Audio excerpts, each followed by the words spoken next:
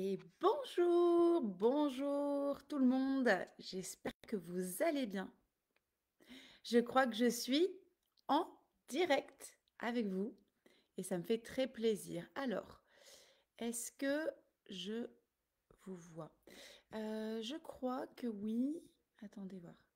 Je mets bien mon écran. Je vais vous parler de sujets hyper importants sur le TDAH parce que je suis en train d'avancer dans la préparation des modules de la Pitic Academy sur le TDAH. Le TDAH, pour ceux qui ne connaissent pas, c'est le trouble déficitaire de l'attention. Et pour le H, c'est avec ou sans hyperactivité. Donc, en général, pour bien comprendre ce que c'est que le TDAH, eh bien, on peut parler un peu plus couramment de l'hyperactivité, mais c'est très complet comme, alors, c'est considéré comme un trouble, en tout cas comme caractéristique, parce que on n'a pas forcément toujours de l'hyperactivité. Et ça, je ne vais pas l'évoquer aujourd'hui. Ce que j'ai envie de vous partager aujourd'hui, ce sont quand même des pépites assez croustillantes ou pas. N'hésitez pas à me faire un petit message si vous êtes en live parce que alors, je ne sais pas si je maîtrise toutes les caractéristiques encore des lives sur mon groupe Facebook, mais je ne vois que lorsque j'ai un commentaire. Donc des fois, je ne sais pas que vous êtes là et je ne vous salue pas. Alors, je vous explique deux, trois petites choses et puis vous pourrez voir en replay. Si vous voyez en replay, n'hésitez pas à me le faire savoir. Euh, je pense que on a perdu beaucoup de temps avec le TDAH par rapport à d'autres neuroatypies. Parce que je crois qu'on s'est surtout arrêté pendant longtemps sur les causes qu'on essayait de trouver, notamment sur les enfants mal élevés, avec des comportements inadéquats, et en particulier les petits garçons. Parce que pour le coup, même si on est à une époque où on n'aime pas faire de différence, ouais, mais le fait est que historiquement, les petits garçons ont quand même beaucoup, beaucoup, beaucoup souffert, été pointés fortement de par leur hyperactivité. Donc, on n'a pas assez avancé. En tout cas, on a perdu beaucoup de temps par rapport à d'autres neuroatypies dans l'étude du TDAH parce que pendant longtemps, on a regardé plus les causes. Est-ce que c'était l'éducation, la faute des parents, pourquoi ces enfants n'écoutaient rien, plutôt que de regarder les conséquences sur les personnes elles-mêmes et en particulier sur ces enfants qui allaient se développer plus tard en tant qu'adultes. Ce que je constate, et même encore aujourd'hui, où on a beaucoup avancé dans, quand même dans l'accompagnement, la prise en compte, même ne serait-ce que l'appellation du TDAH, il y a quand même eu un tas d'enfants qui ont été considérés comme ayant des comportements inadaptés, qui se sont développés en étant disputés, rabroués, secoués, mis de côté, à l'écart parce qu'ils gênaient en permanence. Et ils ont souvent même été considérés comme déficients mentaux. Et donc, ben moi, ce que je vois aujourd'hui, même encore aujourd'hui, c'est qu'on a des tas d'adultes, et pour le coup, hommes et femmes, qui se sont construits sans soutien et sans compréhension émotionnelle. Et je pense que, c'est pas forcément ce sur quoi je vais le plus accentuer aujourd'hui, mais ça, c'est quand même ce que je veux accompagner dans l'académie et dans ces modules sur le TDAH, parce qu'on se retrouve avec aujourd'hui des adultes qui n'ont pas appris à faire avec leur fonctionnement, qu'on a toujours mis de côté à l'écart, où on leur a toujours fait comprendre que leur fonctionnement ne convenait pas. Donc on se retrouve avec des gens qui ont, de ce que j'observe, un fonctionnement qui est tellement intéressant, mais qui luttent toute leur vie contre ce fonctionnement-là. Moi, j'ai envie de vous parler aujourd'hui surtout de ce que j'ai découvert.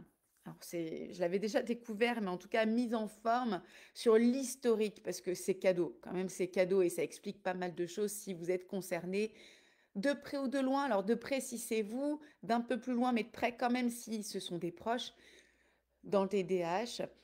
J'ai retrouvé un texte de 1715 qui décrit, alors sans appeler TDAH, parce que on a trouvé, on a eu ce nom que récemment en fait, hein. Il y a eu des évolutions dans les noms qui ont été donnés à ces troubles.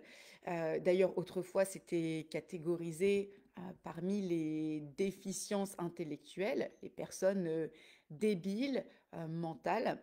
Et donc, j'ai retrouvé ce texte de 1715 qui décrit une personne TDAH sans l'appeler ainsi. Donc, je vous le lis parce que c'est rigolo quand même. Une personne inattentive ne remarquera rien, mais sera futile partout. Elle n'étudie ses affaires que superficiellement, ses jugements sont erronés et elle méconnaît la valeur des choses car elle ne consacre pas assez de temps ni de patience à une question particulière et sans la précision requise. La plupart sont téméraires, souvent pleins de projets imprudents, mais ces personnes sont aussi très inconstantes dans leur exécution. Ouais, bienvenue les TDAH. Vous avez vu comment vous êtes particulièrement brillamment décrit.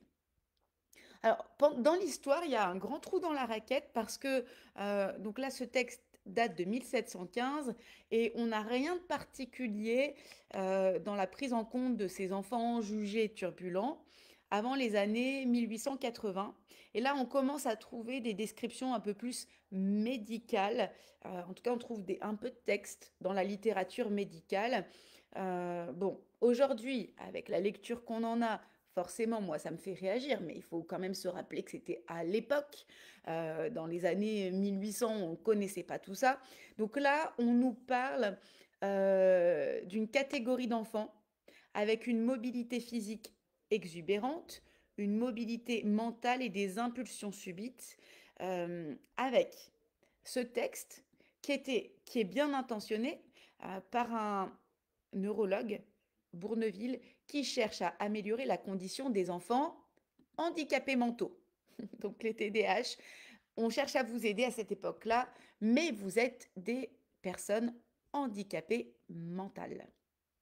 Donc là, je vous lis un petit peu de ce texte, un extrait. Leur mobilité est exubérante, ils ne restent en place nulle part, ils se lèvent de table à chaque instant sans motif, s'ils jouent, ils passent rapidement d'un jeu à un autre, ils se font remarquer par l'indifférence aux observations, la désobéissance et l'indiscipline, par l'impétuosité, l'incontinence motrice, j'adore le terme, l'expression, et les étourderies.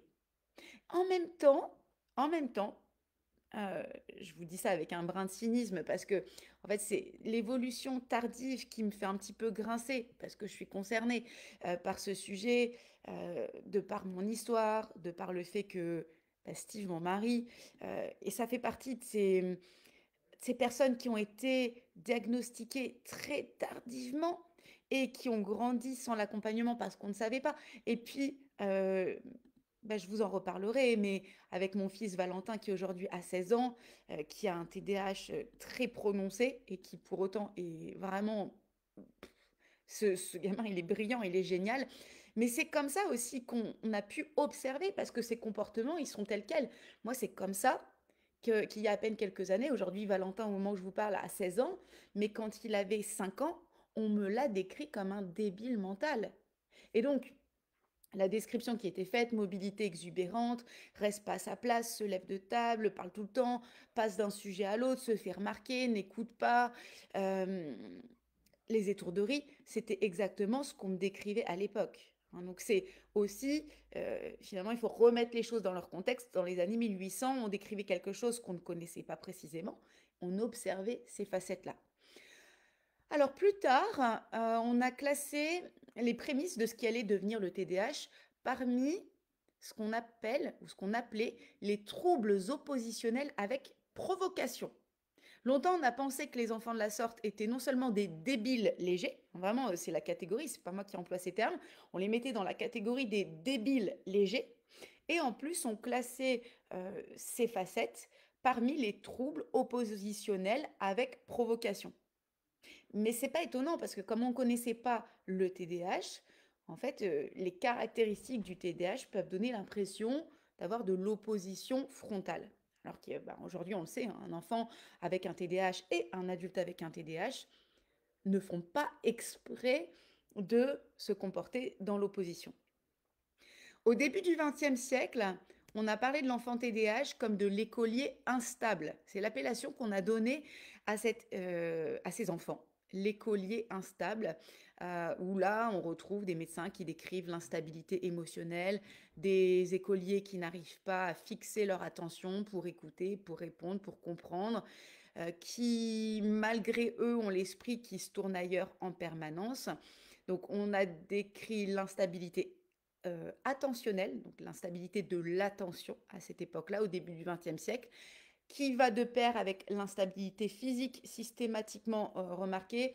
Par exemple, ce que disent deux médecins de cette époque, il a noté que souvent l'instabilité physique n'est pas moins prononcée que l'instabilité mentale. Donc vraiment, on observait les deux déjà au début du XXe.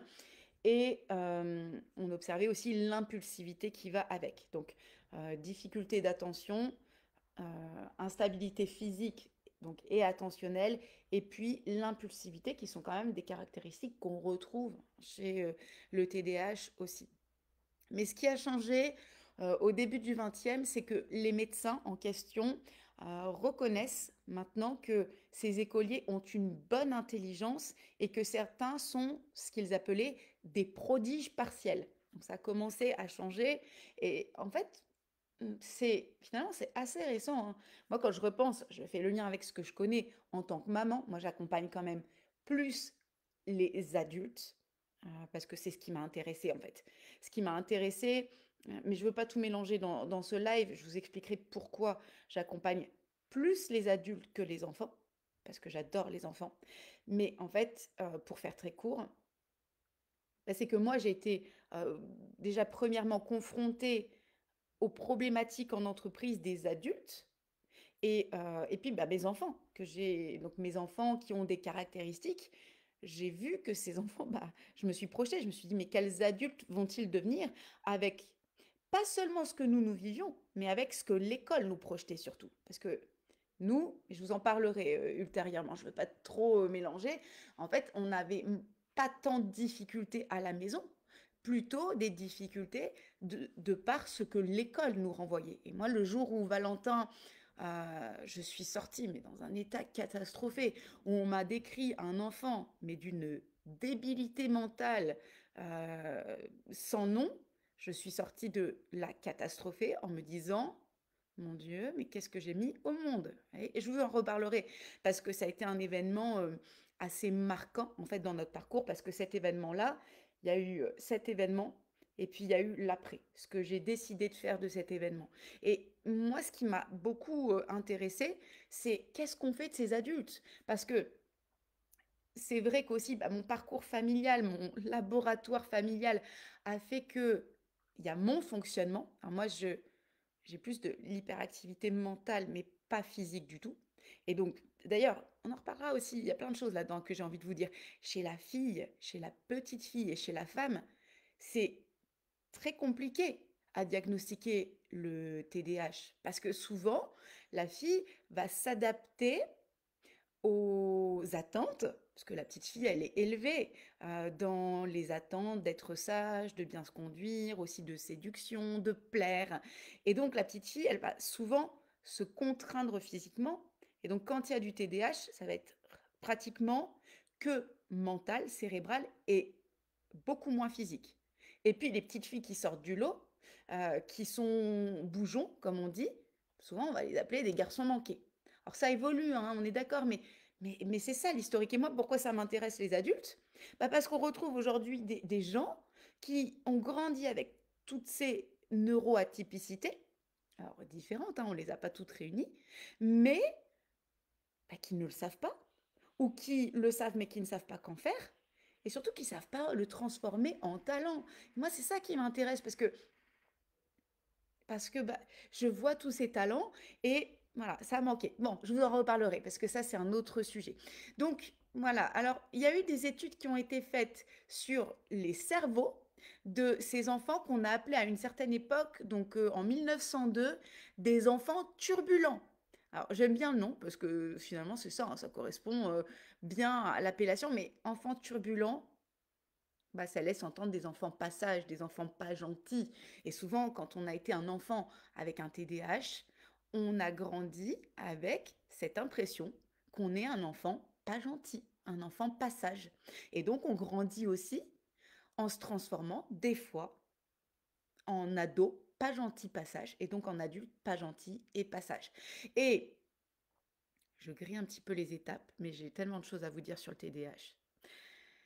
Eh bien, c'est parfois difficile encore aujourd'hui de diagnostiquer le TDAH parce qu'il y a des conséquences chez beaucoup d'adultes, déjà avec un taux de persistance du TDAH qui est trop peu pris en compte, et puis c'est les difficultés qui vont avec, parce qu'il y a plein de choses qui peuvent aller avec le TDAH et qu'on observe très fréquemment, les addictions.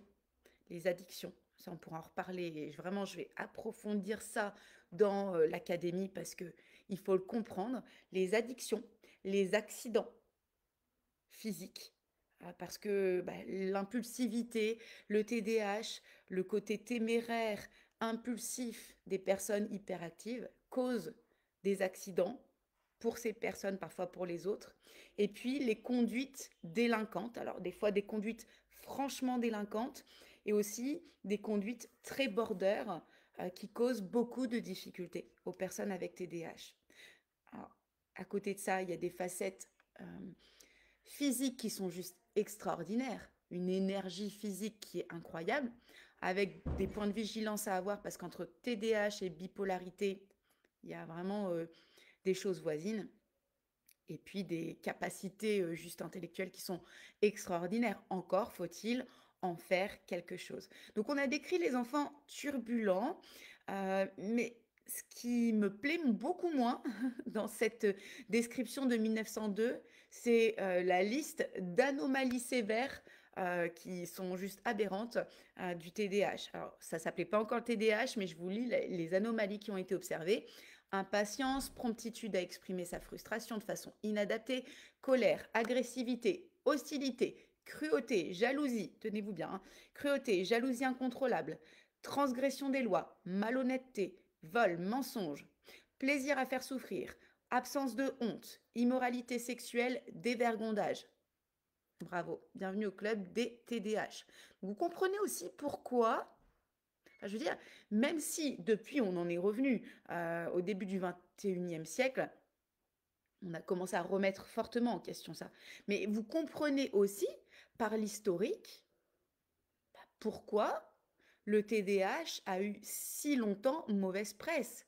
Pourquoi, si vous êtes concerné vous-même, vous vous êtes vu comme quelqu'un de mauvais, de pas bien, d'inadapté, et peut-être que c'est encore le cas, parce que non seulement il y a les changements qu'il y a eu, mais il y a aussi le regard que vous avez porté sur vous depuis toujours, qui est gravé sur vous. Et quand je vous parle de déprogrammation et de reprogrammation en coaching, en fait, ça peut aussi inclure ces choses-là qu'on a toujours cru comme étant vraies sur nous. Et donc voilà, il y a beaucoup de travail à faire à ce niveau-là. Donc évidemment, le TDAH, ça n'est pas cela, mais il y a eu toutes ces croyances qu'il y a eu pendant longtemps qui ont existé sur ces facettes. Alors, au début du 21e siècle, c'est intéressant parce que, bon, forcément, il y a eu l'avancée des connaissances aussi en psychiatrie, en médecine, en pédagogie. Et au début du 21e siècle, on s'est beaucoup plus concentré sur l'environnement dans lequel grandit l'enfant, avec tous les côtés accusateurs sur la famille. C'est la faute des parents, de la famille, de l'environnement.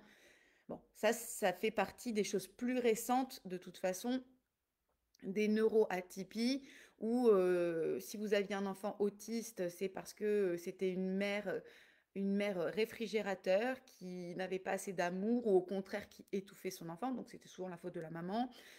Si vous avez un enfant qui est hypersensible, c'est souvent aussi la faute de la maman, tiens, tant qu'à faire.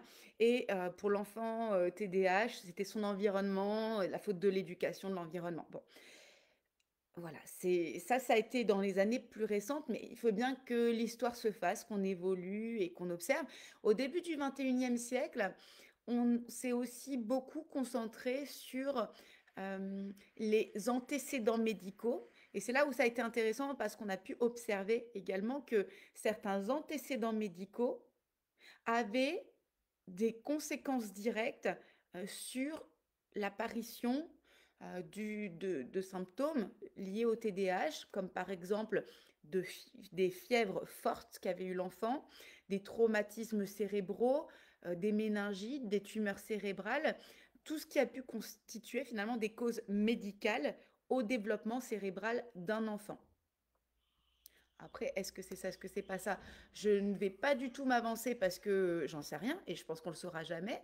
Et puis, je pense qu'il y a aussi, et c'est même pas je pense, c'est une certitude, il y a des facteurs génétiques, héréditaires. Mais ce que je sais, c'est que notre fils Valentin, quand il avait 2 ans et demi, il a eu une grosse chute dans l'escalier, là où nous habitions à l'époque, et il a eu un traumatisme cérébral assez important. C'était Steve qui l'avait emmené à cette époque-là aux urgences. Il avait passé la nuit, donc Valentin avait passé la nuit aux urgences avant d'être pris en charge. Il avait vomi toute la nuit, tombé dans les pommes. Et bon, les urgences, il avait été pris en charge seulement le lendemain matin à 6 heures du matin, alors que ça s'était passé en fin d'après-midi pour avoir un IRM et constater, bah oui, on le savait, hein, qu'il avait eu un traumatisme cérébral.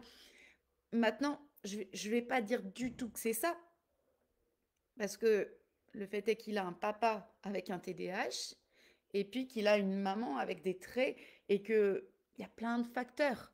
Donc, mais c'est intéressant parce qu'on a maintenant des avancées qui permettent des analyses multisectorielles et qui ne sont pas, surtout qui sont beaucoup moins accusatrices que ça l'était à l'époque. Mais nous, quand Valentin était petit, on était encore dans cette époque assez accusatrice.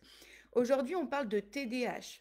Mais finalement, on parle de TDAH pour un trouble ou une neuroatypie qui est connue depuis très longtemps, alors sous des appellations ou des approches différentes. Finalement, on trouve des références au TDAH depuis le XVIIIe siècle. Et moi, je me questionne sur quelque chose. Dites-moi ce que vous en pensez. Parce que pour le coup, c'est juste une réflexion personnelle. On trouve à moins qu'on me prouve qu'on trouve des références au TDAH depuis plus longtemps que ça. Mais en tout cas, on trouve les grandes références à ce qu'on appelle aujourd'hui le TDAH depuis cette époque, depuis le 18e. Et moi, je me questionne sur le lien entre la gêne occasionnée par le TDAH depuis le 18e siècle, avec ces enfants qui n'écoutent pas, qui sont turbulents, etc., qui sont impulsifs, qui sont désobéissants, et l'apparition de l'école sous le format que nous connaissons aujourd'hui, où nous attendons des enfants complètement différents, dont des enfants qui ont des fonctionnements neurologiques et cérébraux qui ne leur permettent pas ça. On attend de tous les enfants de rester assis à l'école, de rester sage, d'écouter, d'être attentif pendant longtemps, de se taire, de ne pas bouger ou pas au moment où on n'attend pas. C'est vraiment une réflexion personnelle. Dites-moi ce que vous en pensez, parce que je trouve ça assez paradoxal quand même qu'on trouve des observations depuis cette période-là dans les textes, dans la littérature qui a été développée, et puis l'apparition de l'école. Alors, l'école, c'est top, hein. Je ne suis pas en train de dire que l'école, c'est pas bien. Mais le format de l'école peut contribuer à pointer comme une grosse difficulté le fonctionnement d'enfants différents, en tout cas au développement cérébral, cognitif, neuronal différent. Dites-moi si ce format vous plaît, si ça vous apporte de la valeur et quelle réflexion cela amène chez vous. Et je vous dis à très vite.